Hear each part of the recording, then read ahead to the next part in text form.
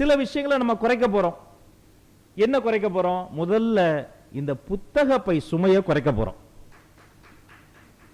கைத்தட்டி அவர் பாதிக்கப்பட்டிருக்கிறார் இத்தனை வருஷமா, பெரிய கல்வியாளர். நல்ல கைத்தட்டல், எல்லாருமே கைத்தட்டலாம். இனிமே புத்தக பை சுமை குறைய போகிறது. எவ்வளவு எவ்வளவு புத்தக பையினுடைய சுமை குறைகிறதோ அவ்வளவுக்கு அவ்வளவு அந்த குழந்தையினுடைய மனசுமை குறையும். கரெக்டாங்கய்யா?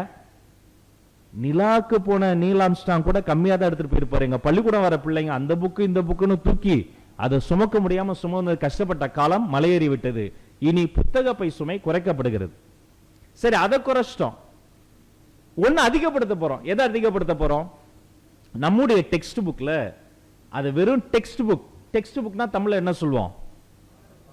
அந்த வெறும் பாடங்கள் நிறைந்த பாட புத்தகமா இல்லாமல் படங்கள் நிறைந்த பட புத்தகமா மாத்த போறேன். டெக்ஸ்ட் புக் வில் பி வண்ண படங்கள் நிறைந்த ஒரு ஆர்ட் புக்கா, ஒர்க் புக்கா, அவங்களை என்கேஜ் பண்ணக்கூடிய புத்தகமா மாறும். இனி எழுத்துகள் குறைந்து வண்ண படங்கள் அதிகமாக போகுது. இந்த வண்ண படங்கள் என்ன பண்ணும்? அந்த குழந்தையோடு பேசும், அந்த வண்ணத்தை தொட்டு பார்க்கும். அதுல ஒரு பார் கோட் இருக்கும், ஒரு கியூஆர் கோடு இருக்கும். வீட்டுக்கு போய் அப்பாவுடைய போன்லயும் அம்மாவுடைய போன்லயும் இந்த கியூஆர் கோடை ஸ்கேன் பண்ணி பார்த்தா அது காணொலியா வரும், கேட்பொலியா வரும். வெறுமனே வாய் வழியாக வந்த கல்வி இனி காணொலியாக, கேட்பொலியாக இந்த குழந்தைகளுக்கு வரப்போகிறது.